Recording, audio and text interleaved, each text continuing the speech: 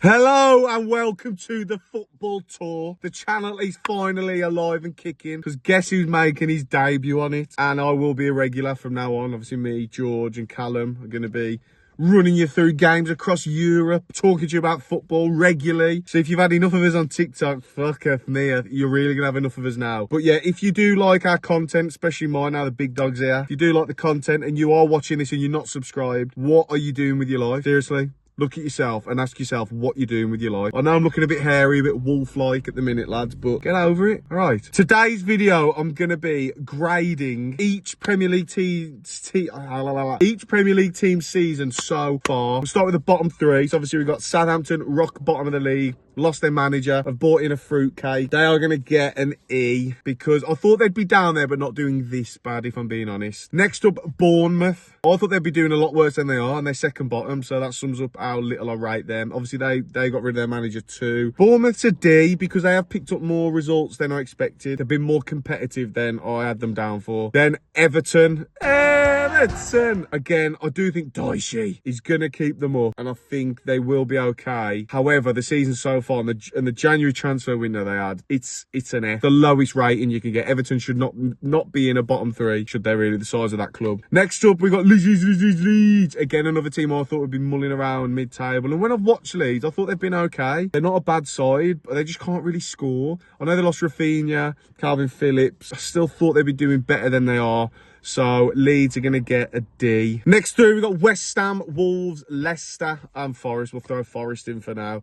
West Ham, again, shocking. The players they've got should not be where they are.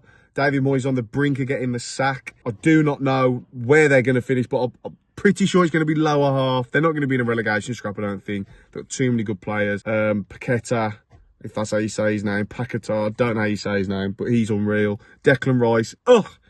They're obviously going to keep him till the summer. They won't go near relegation, but stinking season so far.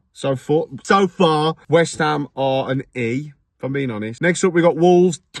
Dirty bastards. Again, they've changed their manager. They had a really, really bad start to the season, but they've had a really good January. But the players they've got Ruben Neves is world class in my opinion. They've got other players who are top half Premier League players. So for the level of players they've got and the expectations they have at that club, it's an E for the Wolves. Then we've got Leicester. Again, another team who probably should be near the top half, and without Maddison would probably be in a relegation battle. But Leicester, when I watch them, I think they're all right. I think they're a good side. They just struggle to actually get results, which is the whole point of the game, isn't it? But a good result the weekend against the Villa, they'll be fine, Leicester. But so far, it's again an E. I think it's a fair rating. And then we have their East Midlands rivals, Nottingham Forest, who've made about 1 billion signings, but it's working. Steve Cooper is a really good manager. I've got a lot of time for him. I think he doesn't look it, but a young up-and-coming manager. He looks about 305, but they're getting results. Keylor Navas now in goal. I mean,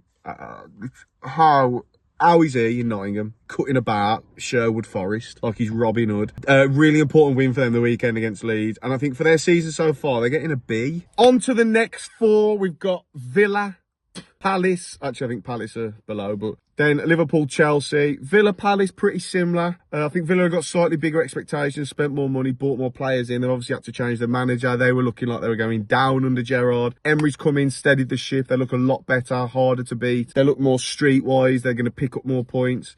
So, but you can't forget that first half of the season. So I'm going to give Villa a C. As for Palace, I thought they'd be slightly higher than this, but they're hard to beat at home. Need to improve the away form drastically. They're going to get a C- because I thought they'd be doing slightly better.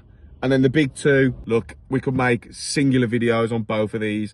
Liverpool have been horrendous, way below expectations. Most people had them in a title race and they're knocking about in 9th. Without Alisson, they could be in a relegation battle. The defence is shambolic. They haven't improved the midfield. The big money signings, Gakpo and Nunez, have been awful. It's an F. It's an F for Liverpool. Terrible. Chelsea, again, should be in and around that top four, possibly challenging. Sacked the manager. Potter's come in, hasn't set the world alight. I do think he'll get it right, but this isn't a video of predictions. It's a video about right now and what's happened. And it's an F for Chelsea. Then on to the big hitters, you could say, batting above their weight. We've got Fulham, Brentford, Brighton. What a story these three have been. I don't want to put them all together. They all deserve their own space to talk, but they're all getting an A. I'm just going to throw it out there right now. Fulham, everyone again thought, oh, it's typical Fulham. They just come up, come down. Have been excellent. Brentford are one of the hardest teams to play away from home. Their home form is unreal. Their away form could do with improving. And when Brighton are just incredible. They're probably my favourite team in the Premier League in terms of the way they run, the structured, their scouting system, the way they play. They even lost their manager and somehow got better.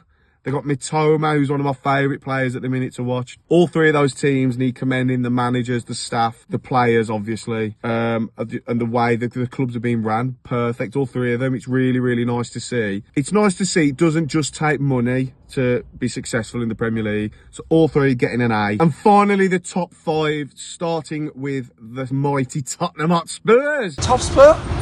No. What's that? A bit of a tricky one for Spurs because they're kind of in and around where a lot expected them. I had them higher, and this is my personal rating. So I'm going to give Spurs a D. They've been pretty poor to watch at times. They've still been picking up results, but mulling about in 5th. I've been really disappointed with Tottenham this season. I thought they'd kick on under Conte, and they've took a backward step. Into 4th, in complete contrast to that, Newcastle. People argued, are they in a top 6 race? Well, they're in a top 4 race, and quite comfortably. They've got the best defence in the league. Players like Dan Burn, a centre-back, he's excelling at left-back. Trippier's finding his old form. They've arguably got the best informed goalkeeper in the league. Botman's one of the best centre-halves in the league. Bruno Guimaraes is a joy to watch. Even Almiron's found form. They are just an excellent football team, and they're getting an A. Then we move on to Manchester United. Being Man United, yes, they should be 3rd. Yes, they should be doing what they're doing. But the last 10 years, it's been a shit show. And Ten Hag's come in and completely steadied the ship and more. That ship's floating now. That ship's... And when you think about the humiliation at Brentford, the Brighton result, everyone was like, Ten Hag can't do it. This ain't